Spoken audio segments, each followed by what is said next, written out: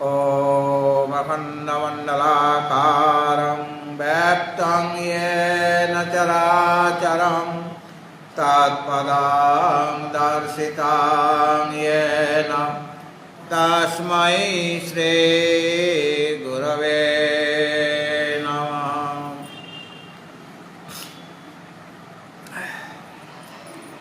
वेदांत प्रेमी भगवत भक्तजन, आज के आमादेर विषय कि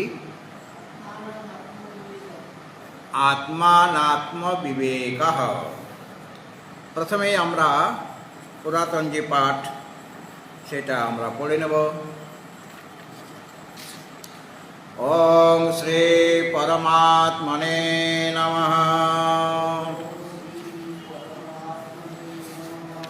अथ आत्मानात्म विवेकः।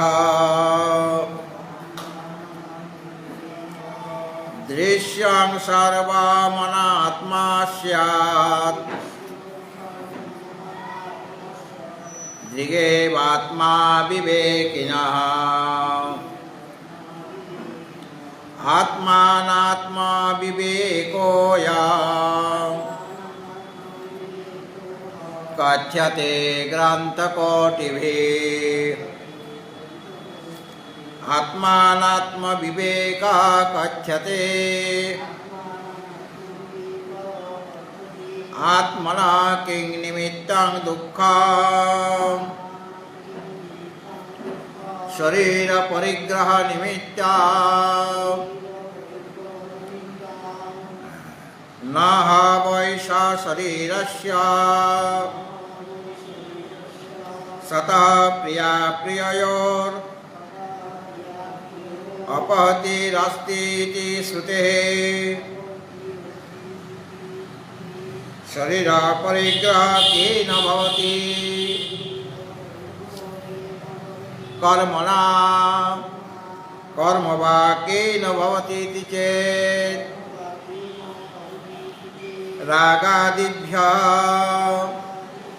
रागादि केन भवति इति चेत् अभिमानात् केन भवति इति चेत्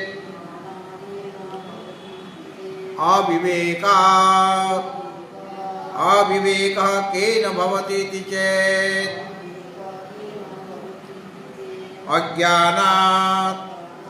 अज्ञानं केन भवति इति चेत् न केनापि भवति इति। अज्ञानम् अनद्य निर्वचनीयम्। अज्ञानात् अविवेको जायते, अविवेकात् अभिमानो जायते, अभिमानात् रागादयो जायन्ते, रागादिभ्यः कर्माणि जायन्ते, कर्मभ्यः शरीर परिग्रहो जायते, शरीर परिग्रहात् दुःखं जायते, दुःखस्य कदा निवृत्तिः सर्वात्मना शरीर परिग्रह नाशे सति दुःखस्य निवृत्तिर्भवति।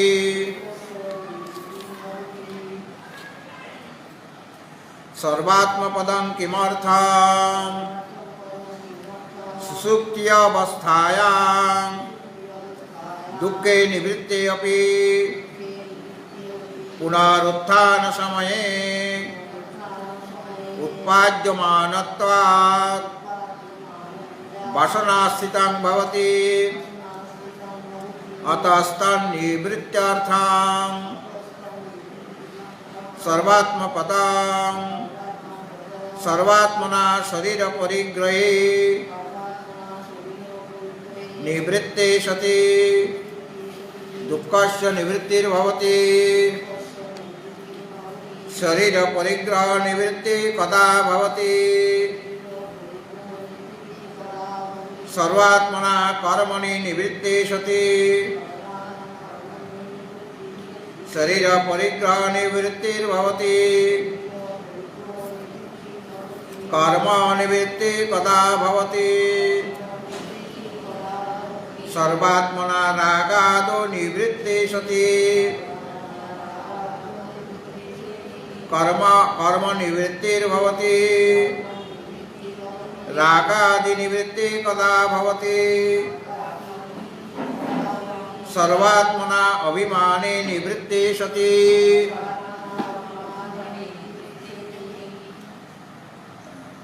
रागादि निवृत्तिर्भवति कदा अभिमान निवृत्ति सर्वात्मना अविवेके निवृत्ते सति अभिमान निवृत्ति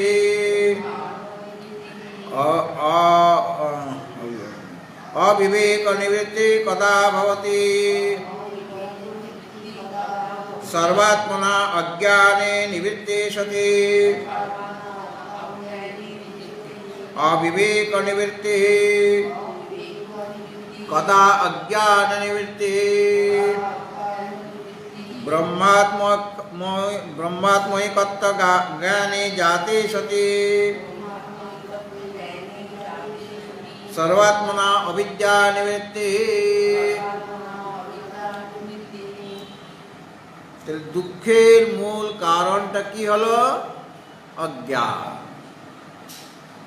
माने परम्परा क्रमे अज्ञान हो गेल केनना दुखेर मूल हलो दुखेर कारण शरीर धारणेर कारण कर्म कर्मेर कारण रागादिर कारण अभिमानेर कारण अविवेकेर कारण दुःखটা কোথা থেকে আসছে মূল স্রোত কোথায় গঙ্গা মা কোথা থেকে আসছেন গোমুখ থেকে হ্যাঁ তারপরে আমরা বলতে পারি যে গঙ্গোত্রী থেকে আসছে উত্তর কাশী থেকে আসছে হরিদ্বার থেকে আসছে কাশী থেকে আসছে কিন্তু মূলটা কোথায় সাগরে যে মিলিত হচ্ছে গঙ্গা দেবী তার মূল গোমুখ সেখান থেকে তার নর্মদা তার মূল কোথায় অমরকণ্টক ওখানে তার স্রোত ওখানে তার আকর ওখান থেকেই তার উৎসস্থল ওখান থেকে বেরিয়ে আসছে যেখান থেকে বেরিয়ে আসছে সেখানে সামান্য জল ধীরে ধীরে ধীরে ধীরে নর্মদা বিস্তার লাভ করছেন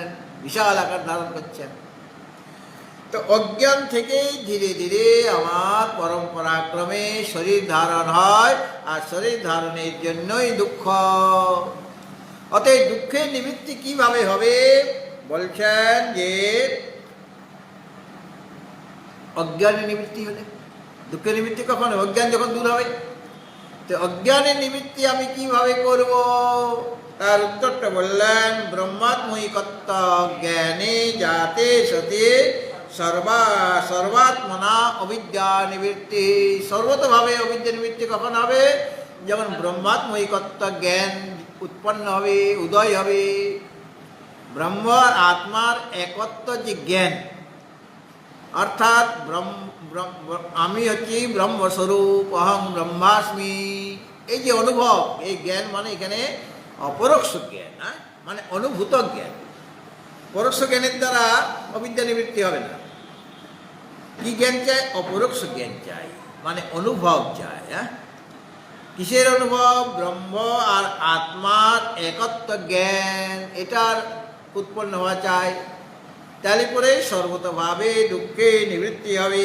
কেননা এই যে আমরা জীব আসলে আমরা তো সকলে ব্রহ্মস্বরূপ আচার্য শঙ্কর বলেছেন শ্লোকার্ধেন প্রবক্ষ্যামি যদুক্তং গ্রন্থকোটিভি বলুন আমি বলার করব শ্লোকার্ধেন প্রবক্ষ্যামি যদুক্তং গ্রন্থকোটিভি ব্রহ্ম সত্যং জগন মিথ্যা জীবো ব্রহ্মৈব না পরঃ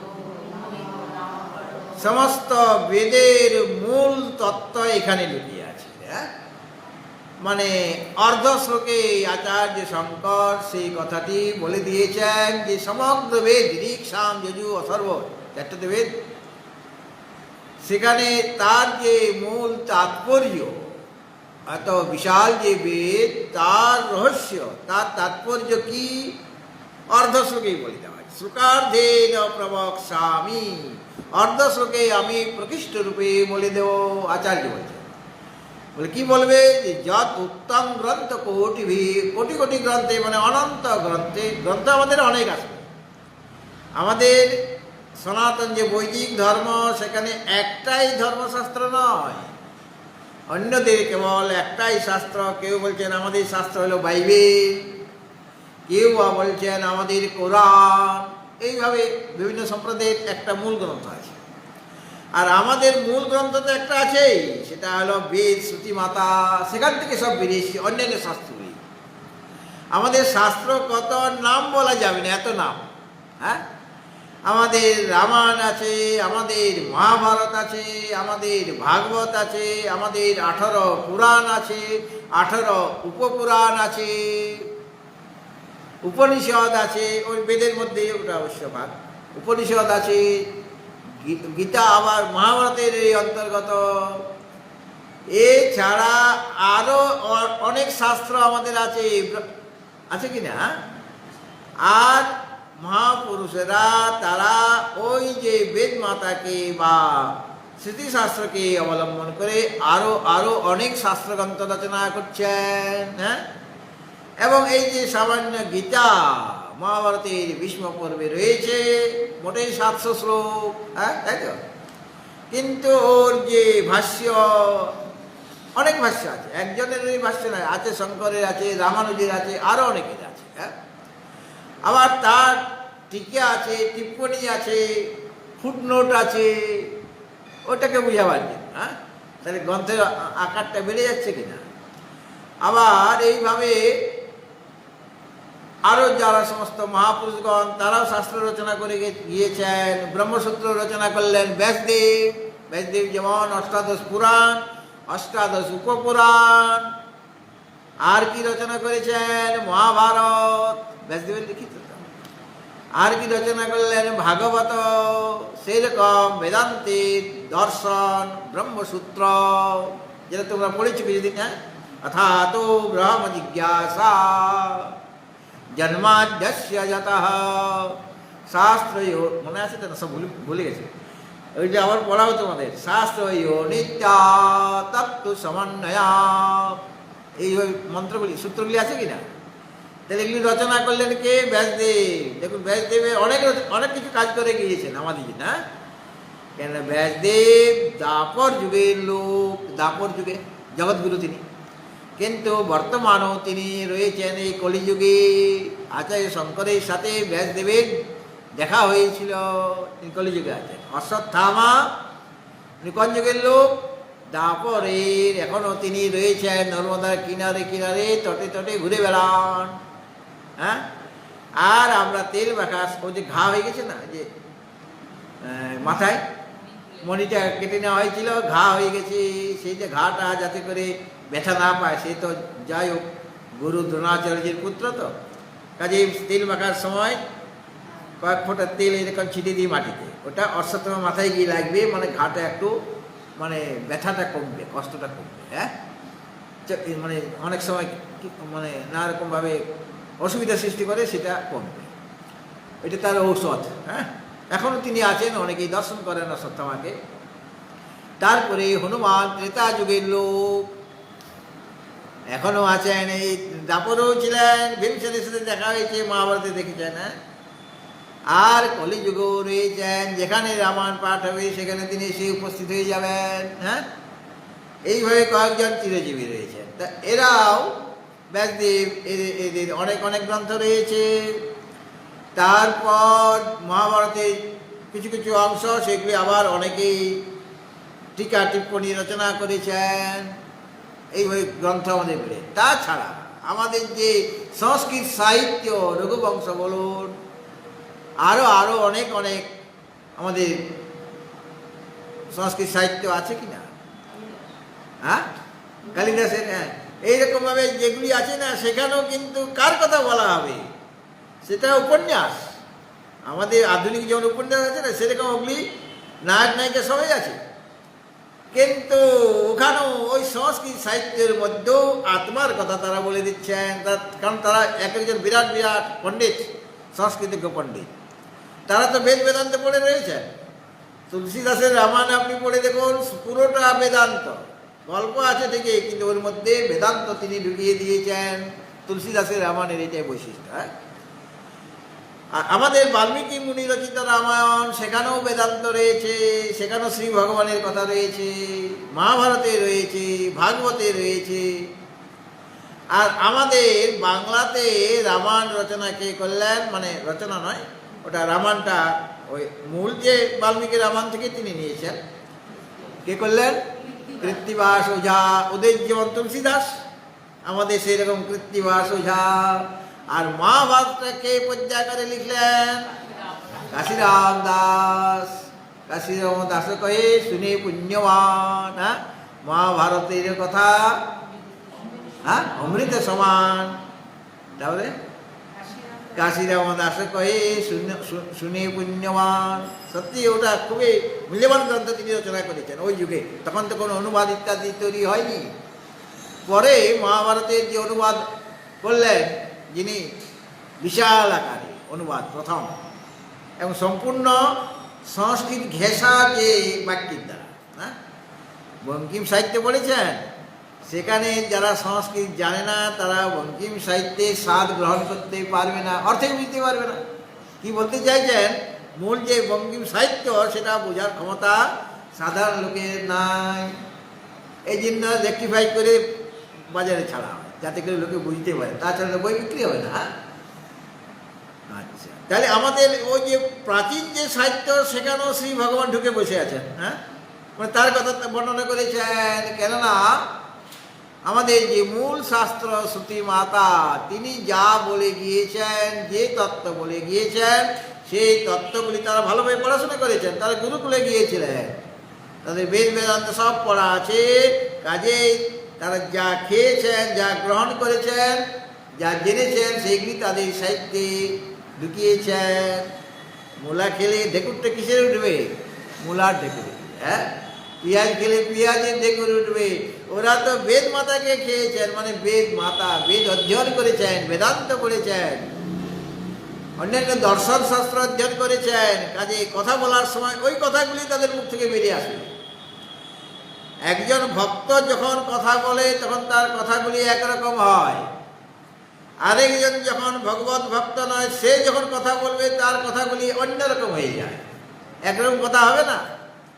কেননা তারা যারা অভক্ত, তারা তো বিষয়ের কথা বলবে, আর ভক্ত বিষয় থেকে বিষয়ের কথা বলতে চাইবে না। কেননা তারা তো সবসময় ভগবত চিন্তন করছে। কাজে কথা বলার সময় তো ভগবানের কথাই তাদের মনে এসে যাবে। হ্যাঁ, অন্য কথা তাদের মনে আসবেই না, বলবে কি করে?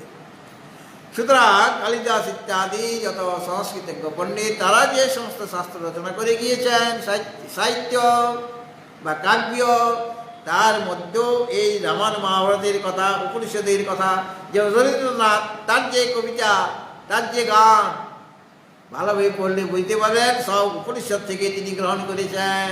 এই জন্য কালজয়ী, রবীন্দ্রনাথের যে কাব্য কালজয়ী হয়ে গেছে। কেন কালজয়ী? মূলটা নিয়েছেন উপনিষদ থেকে, এই জন্য কালজয়ী। উপনিষদ কোনোদিন পুরাতন হয়ে যাবে না। এই জন্য রবীন্দ্র কাব্য, রবীন্দ্র সঙ্গীত কোনোদিনই পুরাণ হবে না।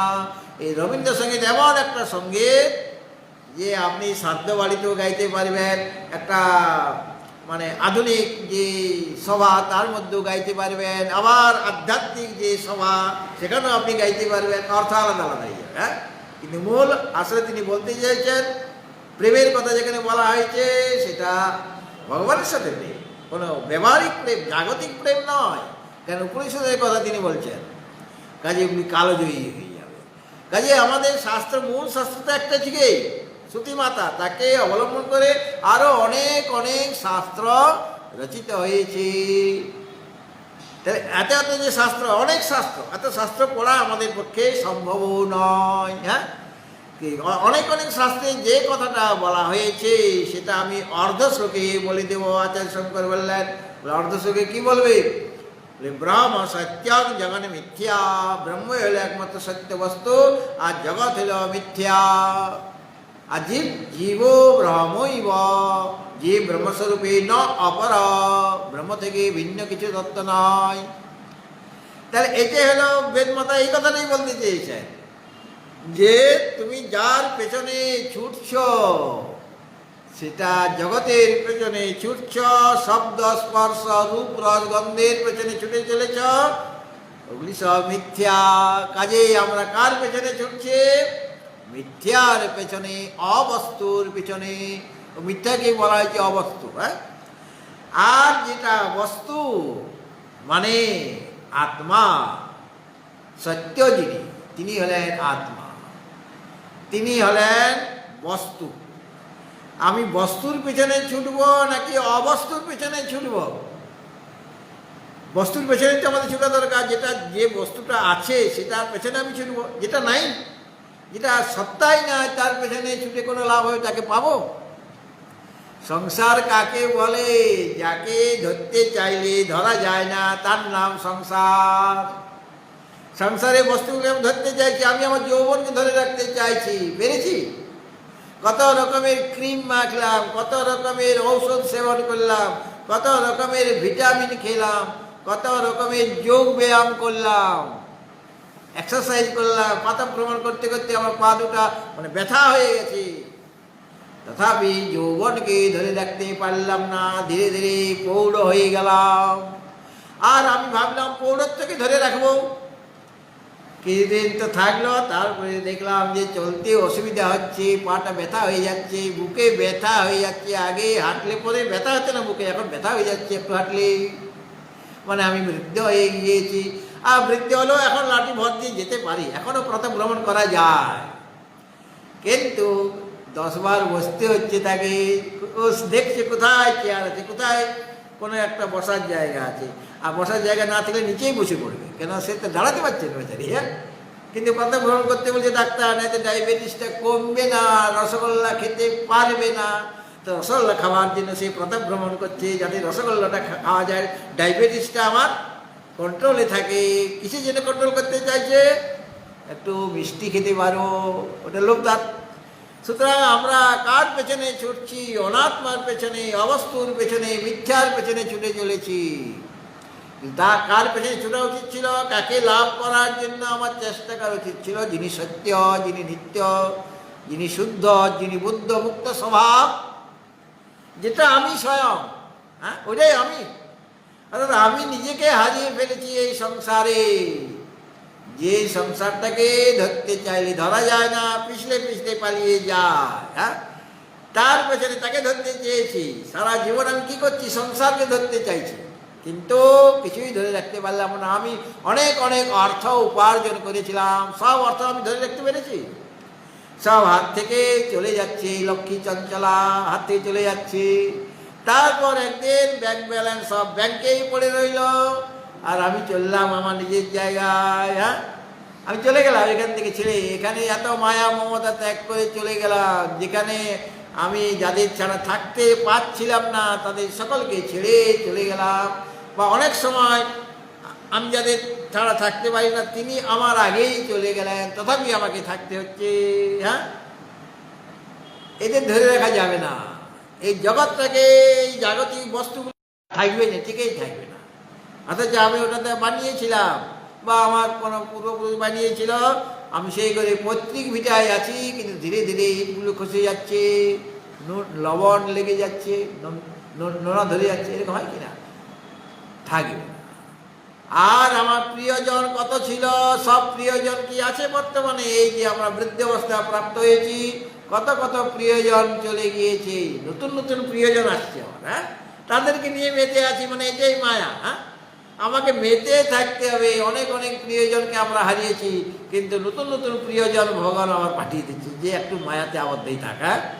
তো এই যে মায়াতে আবদ্ধ হয়ে আছি বলেই আমি নিজেকে, আমি যে বিরাট অনন্ত অসীম যে আমি, সেই আমি নিজেকে হারিয়ে ফেলেছি, আমি নিজেকে অনন্ত বা অসীম বলে ভাবতে পারছি না। আমি কি ভাবছি যে আমার জন্ম আছে, আমার একদিন মৃত্যু হয়ে যাবে। তাহলে সীমা হয়ে গেল কিনা? আমার তো আসলে জন্ম মৃত্যু কিছুই নেই। অজ পিশন অব্যয়াত্মা ভূতানাম ঈশ্বরূপিশন প্রকৃতি স্বামধিষ্ঠায় সম্ভবাম্যাত্ম মায়া। ভগবান কি বলছেন? তার নিজের স্বরূপ তিনি অজ, জন্মরহিত, তার মৃত্যু নেই, জন্ম নেই, চিরকাল একরকমভাবে রয়েছেন, কোনো রকম বিকার নেই। আর সেইটাই হলো আমার স্বরূপ। আমরা অনেকেই বলি যে আমার জরা আছে, ব্যাধি আছে, আমার ক্ষুধা আছে, পিপাসা আছে, আমার সুখ আছে, দুঃখ আছে, এটা জীবের আছে।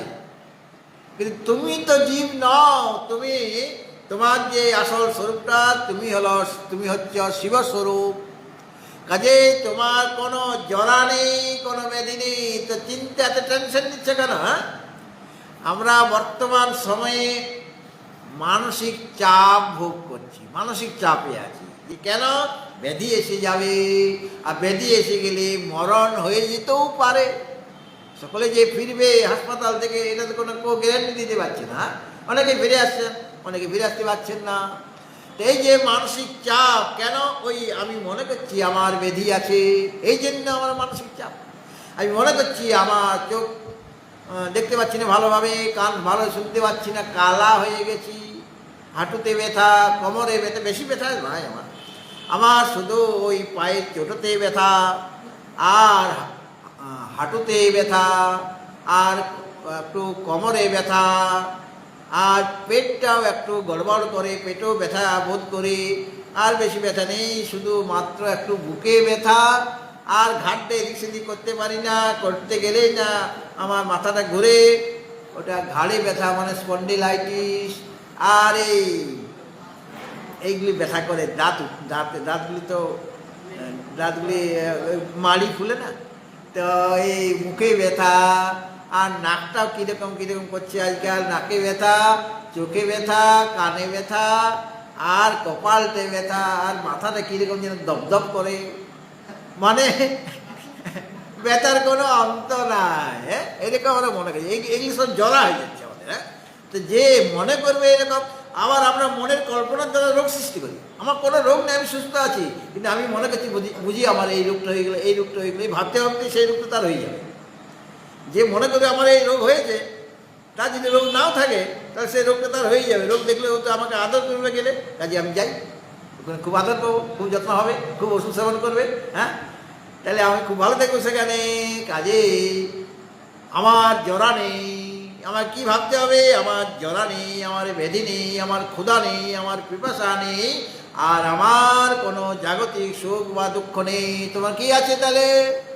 বলে আমার কেবল আনন্দ আছে, আমি আনন্দ স্বরূপ, আমি অনন্ত অসীম, আমার জন্ম নেই, মৃত্যু নেই, আমার কোনো প্রকার বিকার নেই। তাহলে কোনো মানসিক চাপ হবে? টেনশনে কেউ ভুগবে? তো মানসিক চাপ থেকে মুক্ত হওয়ার উপায় বেদান্ত বিচার করো। টাকা পয়সা থাকলে মানসিক চাপ থেকে মুক্ত হয়ে যাবে, কোনো সময় হওয়া যায় না, বরং মানসিক চাপটা বাড়ে। যার অর্থ সম্পত্তি বেশি, তাদের চাপটাও বেশি হয়ে থাকে, মানে মানসিক চাপটা আরও বেড়ে যাবে। এই যে অর্থগুলি কীভাবে রক্ষা করব, তখন এত বেশি টাকা হয়ে গেছে যে রক্ষা করব কেমন করে? ওদিকেও নিয়ে পালাচ্ছে, ওদিকেও নিয়ে পালাচ্ছে, এইভাবে ট্যাক্স কেটে নিচ্ছে, অমুক হয়ে যাচ্ছে। হ্যাঁ, কোন ব্যাংকে কত টাকা আছে বা কটা ব্যাংকে আমার টাকা তাই মনে নেই তার। হ্যাঁ, এত এত ব্যাংকে তার টাকা রেখেছে, বিদেশে ব্যাংকে, এই দেশে ব্যাংকে। সুতরাং আমার আসল স্বরূপকে জীব ব্রহ্ম সত্যম যেমন মিথ্যা, ব্রহ্ম হল একমাত্র সত্য বস্তু, তিনি নিত্য, আর তৎ ভিন্ন যে জগৎ সেটা হলো মিথ্যা। আর জীবের স্বরূপটা কি? জীব ব্রহ্মৈব, জীব ব্রহ্মস্বরূপে, মানে তিনি এই জীব। আমরা কে? জীব মানে তো আমি, বা আপনার সকলে নিজেকে অহং অহং বলছি, সে আমিটা, আসল আমিটা কে? না, তিনি ব্রহ্মস্বরূপ, মানে নিত্য শুদ্ধ বুদ্ধ মুক্ত স্বভাব। এইটা আচার্য অর্ধ শ্লোকে বলে দিলেন। আর সেটাকে তিনি এখন ব্যাখ্যা করছেন নিজের। এটা তো আছে শঙ্করের গ্রন্থ। বলে ব্রহ্মাত্মৈকত্ব জ্ঞানে সতী জ্ঞানে যাতে সতি, ব্রহ্ম আর আত্মা মানে এখানে জীবাত্মা, ব্রহ্ম আর জীবাত্মার একত্র জ্ঞান যদি উদয় হয়ে যায়, তাহলে পরে দুঃখে এই অজ্ঞানে নিবৃত্তি হবে। আর অজ্ঞানে নিবৃত্তি হলে দুঃখেরও নিবৃত্তি হয়ে যাবে। সুতরাং যতক্ষণ আমার অজ্ঞান নিবৃত্তি হয়নি, ততক্ষণ আমি জগৎকে সত্য বলে মনে করছি। আমার অনেক অনেক দুঃখ আছে, আমার থেকে ভিন্ন ব্যক্তি আছে। আর যখনই ভাবি যে আমার থেকে ভিন্ন ব্যক্তি, তখন দ্বিতীয় বই ভয়ং ভবতি, দ্বিতীয় থেকে আমার থেকে ভিন্ন ব্যক্তি থেকে বা প্রাণী থেকে আমার ভয় হয় কি না? কিন্তু আমি যখন একা আছি, সदैव সৌম্য ইদমগ্র আসিত একম এব অদ্বিতীয়ম, কেবলম হয়ে গেল, তখন আমার কোনো ভয় থাকবে? অদ্বৈতে অভয় পদ লাভ করেন।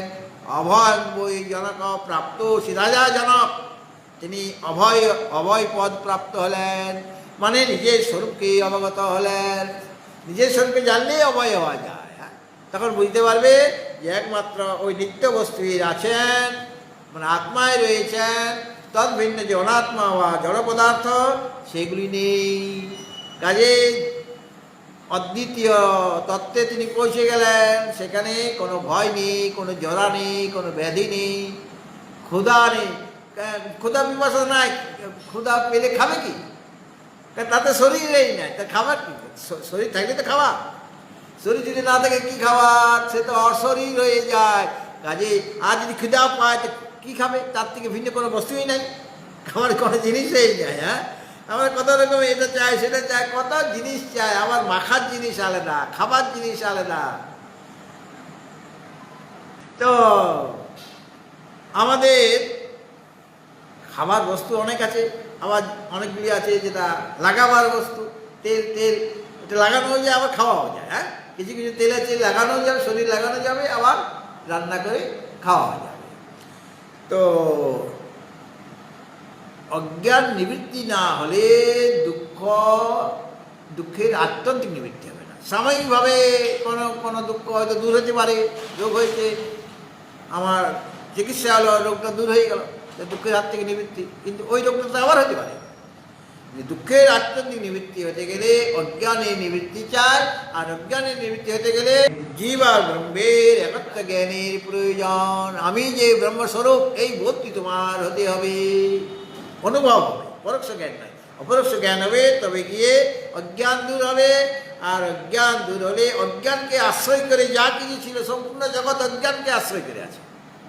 এত বিশাল যে জগৎ, বৈচিত্র্যময় যে জগৎ, অনন্ত কোটি ব্রহ্মাণ্ড সমস্ত হচ্ছে জগৎ। জগৎ শুধু আমাদের পৃথিবী লোকটাই যে জগৎ তা নয়। কি আছে? ভূ ভুবস মহাজনাতম সত্যম। আর নিচে কি আছে? অতল বিতল সুতল রসাতল তলাতল মহাতল পাতাল। একটা ব্রহ্মাণ্ডে কটা লোক হলো? 14টা লোক। এইরকম ব্রহ্মাণ্ড কটা আছে? অনন্ত কোটি ব্রহ্মাণ্ড। তাহলে লোক কয়টা? অনন্ত কোটি লোক। সম্পূর্ণ হলো জগৎ। এইগুলো নিয়ে জগৎ। ভগবানের জগৎটা এত ছোট নয়। ভগবান চেষ্টা করলেও কোনো তার সন্তানকে তিনি ত্যায্য পুত্র করতে পারেন না। তাকে ত্যায্য পুত্র করলে সে যাবে কোথায়? থাকবে কোথায়? তাকে যেখানে যাবে সেটাই তো তার রাজ্য। হ্যাঁ, সুতরাং এই যে বিশাল জগৎ, সেই জগৎ কার উপরে দাঁড়িয়ে আছে? এই অজ্ঞানকে আশ্রয় করে দাঁড়িয়ে আছে, সব মায়াকে আশ্রয় করে দাঁড়িয়ে আছে। হ্যাঁ, অজ্ঞান নাই। আমার অজ্ঞান যদি দূর হয়ে যায়, তাহলে আমার দৃষ্টিতে আর জগৎ নাই। কারণ আমার অজ্ঞানকে আশ্রয় করে জগৎ ছিল আমার কাছে। তো অজ্ঞান আমার দূর হয়ে গেল। কার দ্বারা দূর হলো? ব্রহ্মাত্মৈকত্ব জ্ঞানের দ্বারা। তাহলে ব্রহ্মাত্মৈকত্ব জ্ঞানের দ্বারা যখন অজ্ঞান দূর হয়ে যাবে, তখন আর কোনো প্রকার দুঃখ নেই। দুঃখের আত্যন্তিক নিবৃত্তি হয়ে গেছে, মানে আর কোনো সময় তোমাকে দুঃখ গ্রাস করতে পারবে না। তাহলে কি পাবো সেই অবস্থাতে? বলে দুঃখের আত্যন্তিক নিবৃত্তি আর পরমানন্দ প্রাপ্তি হবে। দুটা জিনিস, একটা দূর হয়ে যাবে আর একটা এসে যাবে। আনন্দটা আসতে পারছিল না, দুঃখ আসছিল বলে। আসল আনন্দ, পারমার্থিক যে আনন্দ। দুঃখের আত্যন্তিক নিবৃত্তি মানে পরমানন্দের প্রাপ্তি। এখন পূর্বপক্ষে এসে গেল। দেখুন আজকে 8 নম্বর পৃষ্ঠা, 8 নম্বর পৃষ্ঠা।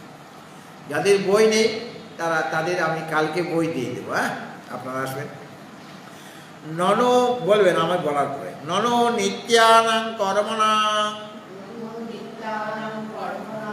বিহিতত্বাং নিত্যেভ্য কর্মভ্যো অবিদ্যা নিবৃত্তি স্যাৎ কিমর্থম জ্ঞানেন। এখন পূর্বপক্ষী এখন এই যে আমাদের আচার্য বললেন যে জীব আর ব্রহ্মের একত্ব বিজ্ঞানের দ্বারাই অজ্ঞানের নিবৃত্তি হয়, তাই তো? আর অজ্ঞানের নিবৃত্তি হলে দুঃখেরও নিবৃত্তি হয়ে যাবে। পূর্বমুখী বলছেন যে এটা কি করে বলছেন? অজ্ঞানের নিবৃত্তি হওয়ার তো আরও উপায় আছে, সেই উপায় আমি অবলম্বন করব। কেবল আপনার ওই একটা উপায় কি, ওটা একটা না হয় উপায় মনে করলাম, হ্যাঁ, কিন্তু এছাড়া তো আরও উপায় আছে। বলে আর কি উপায় আছে? জ্ঞানকে দূর করার উপায়টা আমি কি বললাম, যে ব্রহ্মাত্মৈকত্ব জ্ঞান, হ্যাঁ, এটা হলো উপায়। তো এছাড়া তোমার দৃষ্টিতে আর কি উপায় আছে? বলে হ্যাঁ আছে। তাহলে বলো কি আছে? আমাকে বলতে হবে যে আরও কোনো উপায় আছে কি না। তখন উপায়টা বলছেন, বলে দেখো আমাদের যে কর্মের ভাগ করা আছে। নিত্যকর্ম আগে বলেছিলাম, নিত্যকর্ম, নৈমিত্তিক কর্ম, প্রায়শ্চিত্ত, উপাসনা, এইগুলিকে করতে বলা হয়েছে। আর কাম্য কর্ম আর নিষিদ্ধ কর্ম ওগুলিকে ত্যাগ করতে বলা হয়েছে। হ্যাঁ, বেদান্তের অধিকারী হতে গেলে কাম্য কর্ম ত্যাগ করতে হবে। কাম্য কর্ম মানে কামনাপূর্বক যে কর্ম, শাস্ত্রীয় কর্ম, সেগুলি ত্যাগ করতে হবে। কেননা কাম্য কর্ম করলে তার ফলটা আমাকে ভোগ করতে হবে। আমি কামনাপূর্বক করেছি, কাজে আরেকটা জন্ম আমার হয়ে যাবে, সংসার পাবো। জন্ম হবে মানে সংসার পাবো, সংসার থেকে উদ্ধার আমার লাভ হবে না। আর নিষিদ্ধ কর্ম ওটা তো অধর্মই বটে, অধর্ম আচরণ তো করা যাবে না। তাহলে কাম্যকর্ম অর্থাৎ কামনাপূর্বক যে কর্ম, সেটা আমার ত্যাগ করতে হবে। আর নিষিদ্ধ কর্ম ত্যাগ করতে হবে। আর কি করতে হবে, কোন কর্ম করতে হবে? মানে অধিকারী হওয়ার জন্য নিত্যকর্ম, নৈমিত্তিক কর্ম, প্রায়শ্চিত্ত, উপাসনা। নিত্যকর্ম কোনটা? এই যে সন্ধ্যা বন্দনা করছি প্রতিদিন, করে কিনা? অকরণে প্রত্যবয় সাধনানি সন্ধ্যা বন্দনাদি। না করলে প্রত্যবায় হবে, বলে পাপ হবে। আর করলে পুণ্য নাই, করলে কোনো পুণ্য, না করলে পাপ হয়ে যাবে। বলে এটা কীরকম কথা, এত কষ্ট করে করবো, কোনো ফল নেই? বলে ফল আছে, কিন্তু অন্যরকম জাগতিক ফল নাই। অন্য কর্ম করলে যেমন জাগতিক একটা ফল পাওয়া যায়, এখানে জাগতিক ফল নাই। বলে কি ফল? বলে মনটা শুদ্ধ হবে। সন্ধ্যা বন্দনা যদি করো, প্রতিদিনে যদি জপ ধ্যান করো, তাহলে মনটা শুদ্ধ হবে কি না? বলে এটা কোনো জাগতিক বস্তু তো তুমি পাচ্ছ না, মনটা তোমার শুদ্ধ হচ্ছে। কোনো তোমার টাকা পয়সা বা অমুক তমুক হয়ে যাবে তা নয়। হ্যাঁ, নিত্যকর্ম করলে অর্থ সম্পত্তি লাভ হবে না তোমার, বা অন্য কিছু লাভ হবে না, কোনো প্রিয় বস্তু লাভ হবে না। কি লাভ হবে? মনের শুদ্ধতা আসবে। আর না করলে ওই যে শুদ্ধতা আসতো, কর্ম মানে নিত্যকর্ম করলে তোমার মনটা যে শুদ্ধ হতো, সেটা হবে না। তাহলে মনটা মলিন হয়ে যাবে।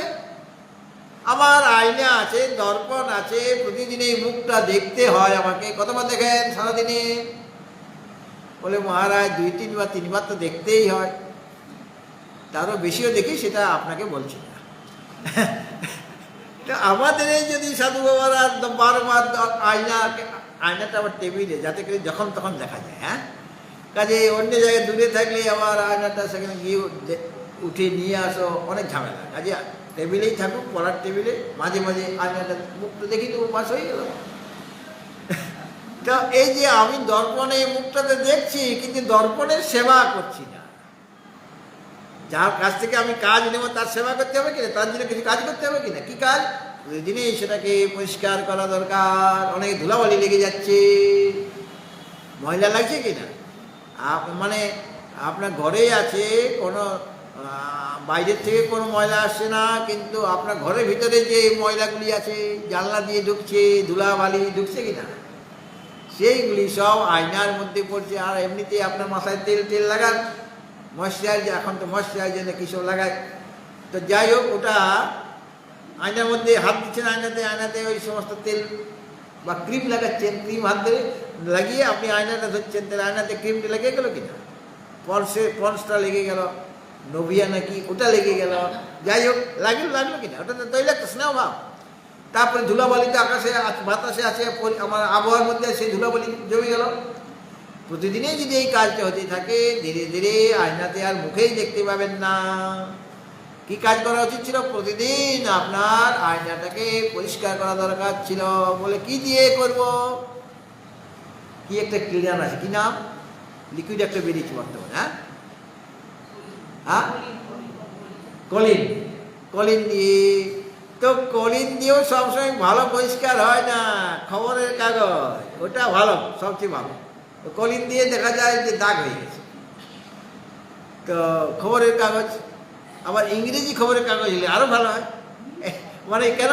ওদের টাইপটা আমার আগেকার দিনে, এখন নয়, আগের দিন তো টাইপ ছিল, ওই যে টাইপগুলি দেখেছেন, সেই টাইপগুলি, ইংরেজি টাইপগুলি একটু মানে তাতে করে কালিটা বেশি থাকতো, খবরের কাগজে কালিটা বেশি। এখন তো সব কম্পিউটারে, এখন ওই ইংরেজি বাংলা হিন্দি কোনো পার্থক্য নেই, মানে কালিটা যে কীভাবে লাগছে এটা আমি এখনও বুঝতে পারিনি। হ্যাঁ, কারণ টাইপের কিছু নাই তো। তো খবরের কাগজ দিয়ে এখনও হয়, ওই যে কালিটা আছে না, ওই কালিটা অ্যাসিড আছে, তাতে করে ওটা পরিষ্কার হয়ে যাবে। ওটা একটু জল লাগিয়ে মুছে দেন, তারপরে আবার শুকনো কাগজ দিয়ে মুছে দেন, খবরের কাগজ দিয়ে, তাহলে একদম ঝকঝক করবে। এলইডি এতটাও পরিষ্কার হয় না। তো প্রতিদিনে এই কাজটা আপনার করা উচিত ছিল, কিন্তু করেননি। না করাতে আয়নাটা আরও বেশি নোংরা হয়ে যাচ্ছে, মলিন হয়ে যাচ্ছে, দেখা যাচ্ছে না। ঠিক সেরকমভাবে আমি যে কারণে এখানে এসেছি, কি কারণে, এই যে মন, শুদ্ধ মনটা আমাদের সকলের সাত্ত্বিক মন। যখন মনটা আমাকে দিয়েছেন ভগবান, তখন শুদ্ধ সাত্ত্বিক মন দিয়েছিলেন। আয়নার যখন কিনেছিলেন তখন কি ফাটা ছিল, ঝকঝক করছিল কিনা? তখন তো দেখে শুনিতে আপনি কিনেছেন। কিন্তু এখন অনেক দিন ব্যবহার করতে করতে সেটা আপনি মুখ দেখতে পাচ্ছেন, ময়লা জমে গেছে। সেরকম আমার যে শুদ্ধ সাত্ত্বিক মন ভগবান দিয়েছিলেন, ময়লা জমে গেল। কাম, ক্রোধ, লোভ, মোহ, মদ, মাৎসর্যের ময়লা। আমি যদি প্রতিদিনই পরিষ্কার করতাম এই আয়নাটাকে, মানে মন রূপ দর্পণ, তাহলে পরে ওই ময়লাগুলি জমতে পারত না। তাহলে মনটা শুদ্ধ থাকতে প্রতিদিনই আপনাকে করতে হবে, তবে কি মনটা শুদ্ধ পরিষ্কার, হ্যাঁ, উদার হয়ে যাবে। আপনার মনটা উদার, এই মন দিয়ে তাকে সে আত্মাকে লাভ করা যায়, শুদ্ধ মন দিয়ে লাভ করা যায়। মলিন মন দিয়ে তাকে পাওয়া যাবে না, কেন? প্রতিবিম্ব পড়বে না ওই অশুদ্ধ মনে। মনটা একাগ্র করতে হবে, বুদ্ধিকে তীক্ষ্ণ করতে, বুদ্ধিটা আমার খুব তীক্ষ্ণ করতে হবে, ঘষে, হ্যাঁ। বুদ্ধিকে কীভাবে ঘষবো? ওটা কি কোনো জিনিস যে পাথরে ঘষবো? ছুরি যেমন ঘষি আমরা পাথরে, ধারটা আনার জন্য, তীক্ষ্ণতা আনার জন্য পাথরে ঘষতে হয় কিনা? তো এই বুদ্ধিকে তীক্ষ্ণ করবো কেমন করে? আমার মোটা বুদ্ধি তীক্ষ্ণ হবে কেমন করে? বলে তুমি গীতা গ্রন্থ পাঠ করো, রামায়ণ পড়ো, মহাভারত পড়ো, উপনিষদ পড়ো, আত্মানাত্ম বিবেক মানে বেদান্তের গ্রন্থ পাঠ করো, মানে বেদান্তে বিচার করো, সৎসঙ্গ করো, তাহলে তোমার বুদ্ধিটা তীক্ষ্ণ হয়ে যাবে। আর যদি সংসারে কাজেই মত্ত হয়ে থাকো, তাহলে তোমার দিন দিন বুদ্ধিটা মোটা হয়ে যাবে, তীক্ষ্ণ বুদ্ধি হবে না।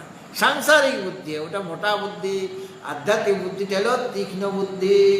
সুতরাং মনটাকে আমার কি করা দরকার? শুদ্ধ নিত্যকর্ম যদি আমি করতাম, তাহলে মলিনতা জমতো না, ময়লাগুলি জমতো না।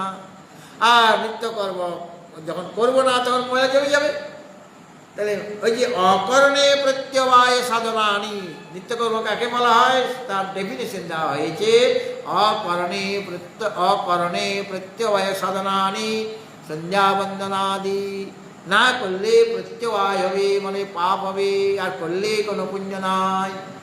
তো না করলে পাপ হবে মানে ওই মনে ময়লাটা জমবে, আর করলে ফল নাই। কিন্তু একটা ফল আছে, মন শুদ্ধ হবে, মনে ময়লাটা জমতে পারবে না। এটা সবচেয়ে বড় ফল কিনা? এই জন্য আমাদের মানে সন্ত মহাত্মাগণ বলেছেন যে একটা জিনিসকে তোমার রক্ষা করা দরকার। কি? মনটাকে তুমি রক্ষা করো। রক্ষত রক্ষত কোষাণমপি কোষম হৃদয়ম যস্মিন রক্ষিতে সর্বম সুরক্ষিতং ভবতি। অনেক অনেক মানে কোষ মানে রত্ন, যত রত্ন আছে তার মধ্যে সর্বশ্রেষ্ঠ রত্ন ভগবান আমাদের দিয়ে দিয়েছেন, সেটা তোমার মন। রক্ষত রক্ষত কোষাণমপি কোষম, যত কোষ আছে মানে রত্ন আছে, ধন সম্পত্তি আছে, তার মধ্যে শ্রেষ্ঠ রত্ন তুমি পেয়ে গিয়েছ, সেটা তোমার হৃদয়, তোমার মন, তোমার অন্তঃকরণ। সেই হৃদয়কে তুমি সর্বতভাবে রক্ষা করো। রক্ষত রক্ষত কোষাণমপি কোষম হৃদয়ম যস্মিন রক্ষিতে সর্বম সুরক্ষিতং ভবতি। এই মন যদি রক্ষিত হয়ে যায় তাহলে তোমার সব কিছু সুরক্ষিত, তুমি সুরক্ষিত থাকবে। মনটা তোমার ভালো আছে, রক্ষিত হয়ে গেছে, তাই তোমার সব সুরক্ষিত।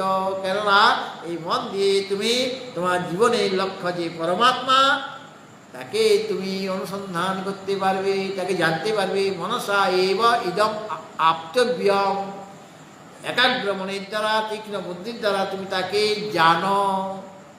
তো বিরাট একটা কাজ হয়ে যাবে কিনা আমার। আর আমার যদি অন্যান্য কোষ থাকে, মানে রত্ন থাকে, টাকা পয়সা থাকে, গাড়ি বাড়ি থাকে, তাতে করে কি সেই পরমাত্মাকে লাভ করা যাবে কোনোদিন? মৈত্রী দেবীও জিজ্ঞাসা করেছিলেন তার পতিদেব যাজ্ঞবল্ক্যকে। তিনি সন্ন্যাস ধর্ম গ্রহণ করবেন তার দুই পত্নী মৈত্রেয়ী আর কাত্যায়নী।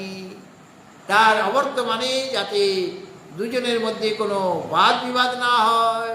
বাদ বিবাদ কিসের জন্য হয়? টাকা পয়সার জন্য হয়। হ্যাঁ, ধনসম্পত্তির জন্যই ঝগড়াঝাটি হয়। তো যাতে করে ভবিষ্যতে ঝগড়াঝাটি না হয় দুই বোনের মধ্যে, মানে তারা দুই সতী না, এই জন্য সমস্ত সম্পত্তি দুজনকেই ভাগ করে দিতে চান। কাত্যায়নী শুনে গেলেন, মৈত্রেয়ী বলছেন দাঁড়ান, ভাগ করবেন ঠিক আছে, আপনার সম্পত্তি আমাদের দেবেন, ভাগ করবেন ঠিক আছে, কিন্তু আপনি এই সমস্ত ভোগ্য বস্তু ধন সম্পত্তি ত্যাগ করে চলে যাচ্ছেন, তাহলে এর চেয়েও কোনো মূল্যবান পদার্থ আছে? এটাকে ত্যাগ করে আপনি সেটাকে পাওয়ার জন্য চলে যাচ্ছেন। আমি কি এই যে ধন সম্পত্তি আমাকে ভাগ করে দিয়ে যাচ্ছেন, আমি অর্ধেকটা পাবো, সেই অর্ধেকটা সম্পত্তির দ্বারা কি আমি, তুমি যাকে পাওয়ার জন্য ছেড়ে যাচ্ছে তাকে কি পাবো কিনা বলো? এটা পতিদেবীকে জিজ্ঞাসা করলেন। তখন পতিদেবী বললেন, অমৃতত্ব তু নাশা অস্তি বৃত্তেন। বৃত্তের দ্বারা, টাকা পয়সার দ্বারা, অর্থ সম্পত্তির দ্বারা অমৃতত্ব লাভের কোনো আশাই নাই। মানে অমৃতত্ব লাভ করতে হবে, আমি তো অমৃতত্ব লাভ করার জন্য যাচ্ছি, অমৃত পাওয়ার, অমৃতের সন্ধানে যাচ্ছি। বলে আমি অমৃত পাবো কি না এগুলি দিয়ে, কিন্তু কোনো বাজারে খোঁজ করতে পারবো? বলে কোনো আশা নাই, অমৃতত্ব লাভের কোনো আশা নাই, কোনো বাজারে পাওয়া যাবে না। তখন মৈত্রেয়ী বললেন, যে অহম ন অমৃতাস্যাম, যে টাকা পয়সার দ্বারা আমি অমৃতা হতে পারবো না, তে নহম কিং কুরিয়াম, সেগুলো দিয়ে আমার কি কাজ হবে, কোনো কি প্রয়োজন, সব কাত্যায়নীকে দিয়ে দাও, আমার দরকার নাই। এ কথাটা আজকে কেউ বলতে পারবে? কিন্তু মৈত্রেয়ী বলে দিলেন, কেন? তিনিও অমৃতের সন্ধানে যাচ্ছেন, চলে যাবেন, এগুলো কোনো তিনি নিলেন না। তো ঋষি যাজ্ঞবল্ক্য বললেন যে তুমি তো আগের থেকে আমার প্রিয় ছিলে, এখন তুমি প্রিয়তমা হয়ে গেলে। তাকে তিনি বিধান্তির উপদেশ দিলেন, হ্যাঁ, আত্মতত্ত্বের উপদেশ দিয়ে দিলেন বীরধারণের উপনিষদে। তো এই যে নিত্যকর্ম, যেগুলির দ্বারা, যেহেতু শাস্ত্রের বিধান আছে নিত্যকর্ম করার জন্য, নিত্যকর্ম, নৈমিত্তিক কর্ম, প্রায়শ্চিত্ত, উপাসনা, শাস্ত্রের বিধান আছে। শাস্ত্র বলেছে যে এগুলো করো, নিত্যকর্ম করো, নৈমিত্তিক কর্ম করো, উপাসনা করো, প্রায়শ্চিত্ত করো, এই কর্মগুলি করার বিধান দেওয়া আছে। যেহেতু নিত্যকর্মের বিধান আছে, ননু মানে পূর্ববর্তী আশঙ্কা, বইতে দেখো, পূর্ববর্তী আশঙ্কা করছেন, মানে শঙ্কা, তার মনে শঙ্কা জেগেছে, ননু বলে। ননু মানে শঙ্কাটা বলছেন পূর্ববর্তী, ব্রহ্মসূত্রে পেয়েছে না, পূর্ববর্তী আর উত্তরপক্ষী সিদ্ধান্তে, সেরকম এখানে পূর্ববর্তী এসে গেল। ননু বলে পূর্ববর্তী বলছেন তার আশঙ্কার কথা, মানে আমাদের এই সিদ্ধান্তকে যারা স্বীকার করে না। আচার্য যেটা বললেন যে ব্রহ্মাত্ম একত্ব জ্ঞানের দ্বারাই অজ্ঞানে নিবৃত্তি হবে, এ কথাটা আচার্য বললেন। এটা যারা স্বীকার করতে চাইবে না, তাহলে তুমি কি স্বীকার করো সেটা বলো। তো সেটা বলছেন যে নিত্যানাং কর্ম না, এই যে নিত্য আদি যে কর্ম রয়েছে সেটা তো বিহিতত্ব, সেটা তো শাস্ত্রে বিহিত হয়েছে, বিধান দেওয়া আছে, নিত্যকর্ম করার কথা বলা হয়েছে। এই জন্য নিত্যেভ্য কর্মভ্য, ওই যে নিত্য কর্ম আমরা যেটা প্রতিদিনই করি সন্ধ্যা বন্দনা দিয়া, এই যে নিত্য যে কর্ম ওর দ্বারাই অবিদ্যা নিবৃত্তি স্যাৎ, অবিদ্যা নিবৃত্তি হয়ে যাবে। আমি তো নিত্যকর্ম করছি, আমার তো শাস্ত্রের বিধান আছে, অকারণে প্রত্যবায় সাধনা নি, না করলে তোমার প্রত্যবায় হয়ে যাবে। আমি যে প্রতিদিন করি আমার কোনো প্রত্যবায় হয় না।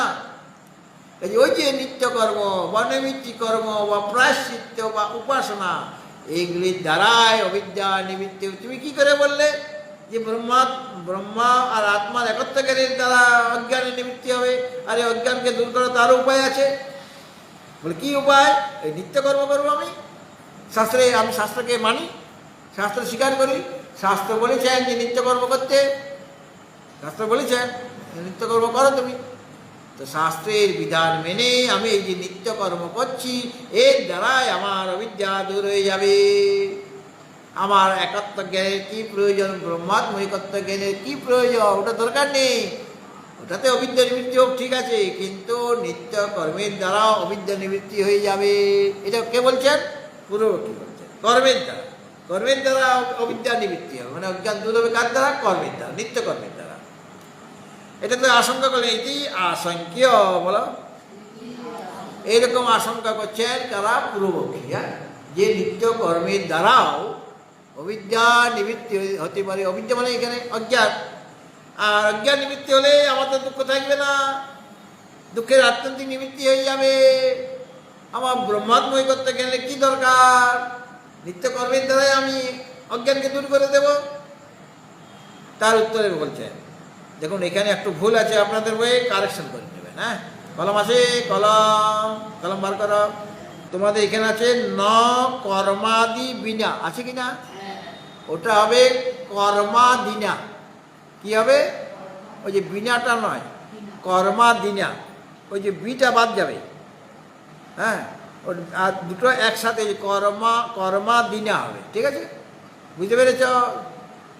কর্মাদিনা মানে কর্মাদি বিনা এখানে আছে, বিনার বিটা বাদ চলে গেল, তাহলে দুটো যদি মিলিয়ে দিই কি হবে? কর্মাদিনা। হ্যাঁ, এখন ওইরকমভাবে আমি পড়াচ্ছি আপনাদের, আপনি বলেন ন কর্মাদিনা অবিদ্যা নিবৃত্তি। এটা সিদ্ধান্তি বলছেন, মানে আচার্য বলছেন। পূর্ববর্তী বলে দিলেন যে নিত্য কর্মের দ্বারা অবিদ্যা নিবৃত্তি হয়ে যাবে, যেহেতু ওটা শাস্ত্রের বিধান আছে, তাহলে অবিদ্যা নিবৃত্তি হয়ে যাবে, অজ্ঞান দূর হয়ে যাবে। আর অজ্ঞান দূর হয়ে গেলে দুঃখের আত্যন্তিক নিবৃত্তি হয়ে যাবে পরম্পরা ক্রমে। বলে না না, হবে না, তোমরা যেটা বলছো না ওটা ঠিক নয়। বলে কেন? ন কর্মাদিনা অবিদ্যা নিবৃত্তি। তুমি যে বলছো কর্মের দ্বারা অবিদ্যা নিবৃত্তি হবে, কর্মের দ্বারা কর্মাদির দ্বারা অবিদ্যা নিবৃত্তি হয় না। বলে কর্মাদিনা মানে কর্মাদির দ্বারা, কর্ম ইত্যাদির দ্বারা, কর্ম ইত্যাদি আদি বলতে কি? ন কর্ম না ন প্রজয়া ধনে ন ত্যাগে নৈকে অমৃতত্ব মানুষ। মানে ন কর্ম না, কর্মের দ্বারা সেই অমৃত লাভ করা যায় না। ন কর্ম না ন প্রজয়া, প্রজা মানে সন্তান সন্ততি, আমার অনেকজন আপনজন রয়েছে, বলে তাদের দ্বারাও সেই অমৃতত্ব লাভ করা যাবে না। টাকা পয়সা কর্মের দ্বারা হবে না, বা কর্মসাহায্য যে অনুষ্ঠানগুলি তার দ্বারা হবে না, প্রজা মানে সন্তান সন্ততি দ্বারা হবে না। বলে আমার অনেক টাকা পয়সা আছে, বলে ন ধনে ন, অনেক ধন সম্পত্তি থাকলেও অমৃতত্ব লাভ করা যাবে না। বলে কিসের দ্বারা লাভ করা যাবে?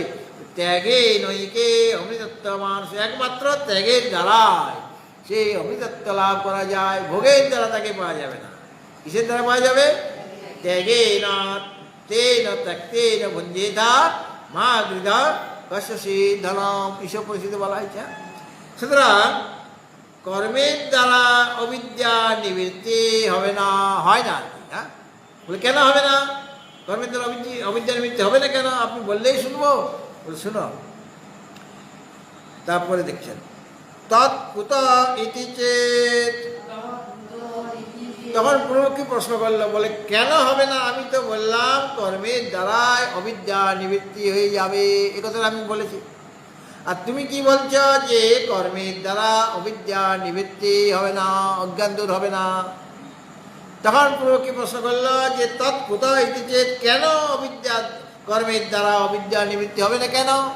এটা বলতে হবে তো তোমাকে, কি কারণে হবে না সেটা তুমি বলো। আমি তো বলেছিলাম নিত্য কর্মের দ্বারা অবিদ্যা নিবৃত্তি হবে। কেন? নিত্য কর্মটা শাস্ত্রে বিধান দেওয়া আছে। তাহলে এখানে এত বলার পরেও আপনি বলে দিচ্ছেন যে কর্মের দ্বারা অবিদ্যা নিবৃত্তি হবে না, এটা কেন? কেন অবিদ্যা নিবৃত্তি হবে না? তার জন্য উত্তর দিচ্ছেন কর্মা জ্ঞানয়োর বিরোধ না ভাবে। বলে দেখো, কর্ম আর জ্ঞান এই দুটার মধ্যে বিরোধ ন ভাবে, বিরোধ নাই। কর্ম আর অজ্ঞানের মধ্যে বিরোধ নাই। কেন বিরোধ নাই? এখন আপনাদের প্রশ্ন করবো, বিরোধটা কেন, তার উত্তরটা আপনাকে দিতে হবে। বলে উত্তরটা আমাদের তো জানা আছে, বলে দেবো এখনই ফটাফট। বলে দেখো, অজ্ঞান থেকে কি হয়? অবিবেক। অবিবেক থেকে কি হয়? অভিমান। অভিমান থেকে কি হয়? রাগাদি। রাগাদি থেকে কি হয়? তাহলে অজ্ঞান থেকে কি হচ্ছে? তাহলে কর্মের সাথে অজ্ঞানের কোনো বিরোধ আছে? অজ্ঞান থাকলে পরেই কর্ম হবে। তাহলে কর্মের দ্বারা তোমার অজ্ঞান কি দূর হবে? ওরা তো বন্ধ।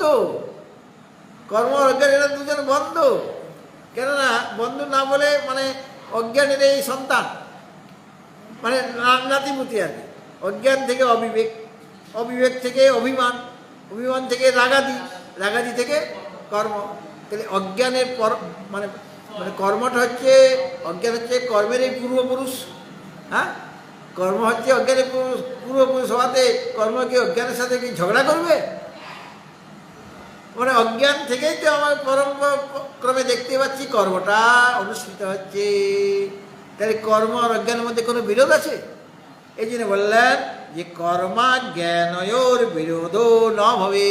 কর্ম আর অজ্ঞানের মধ্যে কোনো বিরোধ নাই। তাহলে কিভাবে কর্ম করলে অবিদ্যা দূর হবে? কর্ম কি তার পূর্বপুরুষকে মেরে কেটে ছাড় করে দেবে? আমি কি আমার দাদুকে মেরে দেবো? আমার দাদু, আমার নিজের দাদু, আমার বাবার বাবা, তাকে আমি মেরে দেবো? বা দাদুরও যদি বাবা থাকে, আছে সে, কিন্তু আমি যদি তাকে দর্শন করি, তো তাকে কি আমি মারধর করবো, মেরে ফেলবো? সে আমার আপন লোক, সে আমার পূর্বপুরুষ, তাকে এটা আমি শ্রদ্ধা করবো, ভক্তি করবো, তার সেবা করবো, তাকে মারবো না কোনো সময়। এই জন্য বললেন কর্মা জ্ঞানয়োর বিরোধ না ভবে। কর্ম আর অজ্ঞানের মধ্যে কোনো বিরোধ নাই। কেন? অজ্ঞান থেকেই পরম্পরাক্রমে কর্মটা হচ্ছে। বিরোধ আছে? কর্ম আর অজ্ঞানের মধ্যে বিরোধ থাকবে? বলে হতে পারে না। তাহলে কি করলে? তাহলে তুমি কি করে বলছো যে কর্মের দ্বারা অজ্ঞান দূর হবে, অজ্ঞান মারা পড়বে? বলা যাবে? বলে বলা যাবে না। কেননা কর্ম আর অজ্ঞানের মধ্যে কোনো বিরোধ নাই। কেন? অজ্ঞান থেকে পরম্পরাক্রমে কর্মের উৎপত্তি। প্রথমে পুত্র এলো, তারপরে নাতি এলো, নাতির পুত্র, তার পুত্র, এরকমভাবে হয়তো। তো এখানেও সেরকম হয়েছে অজ্ঞান থেকে। তো অজ্ঞানের তার পূর্বপুরুষ কর্মের কাজে এই কর্মের সাথে অজ্ঞানের কোনো বিরোধ নাই। কার সাথে কার বিরোধ আছে? তাহলে পর বলে জ্ঞানা জ্ঞানয়োর বিরোধ হবে। জ্ঞান আর অজ্ঞানের মধ্যে বিরোধ আছে। হ্যাঁ, কেন? অজ্ঞানের সংজ্ঞা দিতে গিয়ে কি বলেছেন? যে জ্ঞান বিরোধী অজ্ঞানম তো সৎ অসদ্ভাব অনির্বচনীয়। সতও বলা যাবে না, এটা একদিন বলেছিলাম না, অসতও বলা যাবে না। এবং ত্রিগুণাত্মক, তার মধ্যে তিনটা গুণ সত্তরতম আছে। এবং জ্ঞান বিরোধী, জ্ঞান হয়ে গেলে অজ্ঞান থাকবে না। ভাবরূপম যৎ কিঞ্চিত ইতি বদন্তি। তাহলে পর জ্ঞান মানে অজ্ঞানটা কি? জ্ঞান বিরোধী। জ্ঞান হয়ে গেলে অজ্ঞান থাকবে না। হ্যাঁ, আর জ্ঞান হয়ে গেলে কর্ম হবে না। যখন আমার আত্মজ্ঞান হয়ে যায় তখন কর্ম হবে। যস্তাত্মরতিরেব স্যাৎ আত্মতৃপ্তস্য মানব আত্মন্যেব চ সন্তুষ্টস্তস্য কার্যম ন বিদ্যতে। তার পক্ষে কর্ম করা সম্ভব হবে না। তিনি কর্ম করলেও সেটা অকর্ম হয়ে যাবে। হ্যাঁ, মানে কর্ম হবে না, কর্ম সে করতে পারবে না। সুতরাং জ্ঞান আর অজ্ঞানের মধ্যে বিরোধ আছে। কাজেই অজ্ঞানকে দূর করতে গেলে তোমার জ্ঞান চাই, কর্মের দ্বারা হবে না। কেন? কর্ম আর অজ্ঞান ওরা সব নিজের বংশের লোক। হ্যাঁ, কেউ কাকে মারবে না। কর্ম তো জ্ঞান থেকে, অজ্ঞান থেকেই তো উৎপন্ন হয়েছে। কাজে অজ্ঞানকে মারবে কেন সে? কোনো বিরোধ নেই, তোমার বন্ধুত্ব আছে, মিলেমিশে তারা থাকে। হ্যাঁ, তারা মিলেমিশে থাকবে। কিন্তু জ্ঞান আর অজ্ঞান ওরা একই বংশের লোক না। হ্যাঁ, জ্ঞান হয়ে গেলে অজ্ঞান থাকতেই পারবে না। কারণ জ্ঞান আর অজ্ঞানের মধ্যে বিরোধ আছে, কিন্তু কর্ম আর অজ্ঞানের মধ্যে বিরোধ নাই। কাজে তুমি কি করে বলছো যে কর্মের দ্বারা, নিত্য কর্মের দ্বারা অবিদ্যা নিবৃত্তি হবে? ওদের মধ্যে কোনো বিরোধ নাই, ওদের মধ্যে বন্ধুত্ব আছে, মানে নিজের বংশের লোক। কাজে ওখানে বিরোধ নাই। কাজে কর্মের দ্বারা অবিদ্যা নিবৃত্তি হতে পারে না। আর অজ্ঞান তাহলে জ্ঞান বিরোধী, জ্ঞানের সাথে তার বিরোধ আছে, শত্রু। কাজে জ্ঞান হলে অজ্ঞান থাকবে না। তাহলে আমার জ্ঞান চাই। সেই জ্ঞানটা কি? ব্রহ্মাত্মৈকত্ব জ্ঞান, বিষয় জ্ঞান নয়। বিষয় জ্ঞানের দ্বারা অজ্ঞান দূর হবে না, কারণ বিষয়গুলি অজ্ঞান থেকে উৎপন্ন। যত বিষয় রয়েছে সব অজ্ঞান থেকে উৎপন্ন। কাজে সেই বিষয় জ্ঞান কিন্তু অজ্ঞানকে মারবে না। কেননা বিষয়গুলি শব্দ স্পর্শ বা বিরাট জগৎ কোথা থেকে উৎপন্ন হলো? অজ্ঞান থেকে। তাই বিষয় জ্ঞান এর সাথে অজ্ঞানের কোনো বিরোধিতা আছে? সব বন্ধু, সব আত্মীয় স্বজন, বন্ধু বান্ধব। হ্যাঁ, কাজে বিষয় জ্ঞানের দ্বারা হবে না। কার দ্বারা হবে? আত্মজ্ঞান। আত্মজ্ঞান, আত্মাকে তো অজ্ঞান সৃষ্টি করেনি। হ্যাঁ, তার বংশের মধ্যে অজ্ঞান আত্মতত্ত্বটা নয়। সুতরাং জ্ঞান আর অজ্ঞানের মধ্যে বিরোধ আছে। কাজে অজ্ঞান দূর করতে গেলে কি চাই? আমার জ্ঞান। সেই জ্ঞানটা কি জ্ঞান? আত্মজ্ঞান, জীবা ব্রহ্মের একত্ব বিজ্ঞান চাই। অত জ্ঞানে ন এব অজ্ঞান নিবৃত্তি বলা। অতএব জ্ঞানের দ্বারাই অজ্ঞানের নিবৃত্তি হবে, কর্মের দ্বারা হবে না। ন কর্ম না, ন প্রজা, ধনে ন ধনে ন, ত্যাগে নৈকে অমৃতত্ব মানুষ। ত্যাগের ত্যাগ চাই আমার। কি ত্যাগ? বিষয় ত্যাগ, অনাত্মার ত্যাগ। তদ জ্ঞানম কোথা ইতি চেত, সেই জ্ঞানটা কিভাবে হবে? কোথা থেকে হবে? তদ জ্ঞানম কোথা ইতি চেত, সেই জ্ঞানটা কিভাবে হবে? যে জ্ঞান হলে পরে অজ্ঞান দূর হবে, অবিদ্যা নিবৃত্তি হবে। সেই জ্ঞানটা কিভাবে হবে? তার উত্তরে বলছেন বিচারাদেব ভবতি, বলে বিচার থেকে হবে। কিসের বিচার? আত্মানাত্ম বিবেক, বিবেক বিষয় বিচারাদেব ভবতে। বলে বিচার থেকে হবে। বলে কি বিচার? কি রকমের বিচার? বলে আত্মার অনাত্মার যে বিবেক বিষয়ক যে বিচার, কোনটা আত্মা, কোনটা অনাত্মা, কোনটা নিত্য, কোনটা অনিত্য, কোনটা চেতন, কোনটা জড়। এই যে আত্মানাত্মা যে বিবেক, বিবেক মানে আগেই বলছি পার্থক্য জ্ঞান, ভেদক জ্ঞান, তৎ বিষয়ক যে বিচার, আত্মার অনাত্মার বিবেক বিষয়ক যে বিচার, মানে তাদের ভেদক জ্ঞান বিষয়ক যে বিচার, সেই বিচার থেকে ওই জ্ঞানের উদয় হবে। মানে আত্মানাত্ম বিবেকে, বিবেক বিষয়ক যে বিচার, সেই বিচার থেকেই কি হবে? জ্ঞান হবে। আর জ্ঞান হলে কি হবে? অজ্ঞানের নিবৃত্তি হবে। অজ্ঞান নিবৃত্তি হলে কি হবে? দুঃখের নিবৃত্তি হবে। দুঃখের নিবৃত্তি হওয়া মানে আর শরীর ধারণ করতে হবে না, শরীর থাকবে না, অশরীর হয়ে যাবে। অশরীরং বা বসন্তং ন প্রিয়া প্রিয়ে পৃষত, তাদের আর প্রিয় অপ্রিয় কিছুই থাকবে না, সুখ দুঃখ বলে কিছু জিনিস নেই। তাদের উৎক্রমণ হবে না, তাদের অন্য কোনো লোকে যেতে হবে না।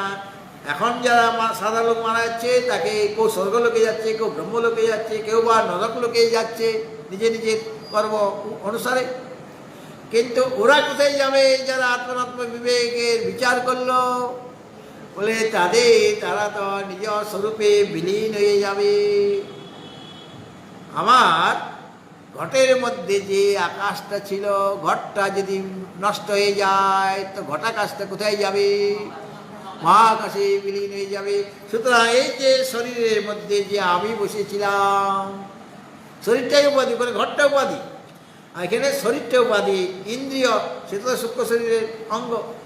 কাজে সেগুলি উপাধি, উপাধি নষ্ট হয়ে গেছে, ওগুলি বিচারের দ্বারা নষ্ট হয়ে যাবে। বিচারের দ্বারা ওগুলি নষ্ট হয়ে যাবে, মানে অশরীর আমি হয়ে যাবে।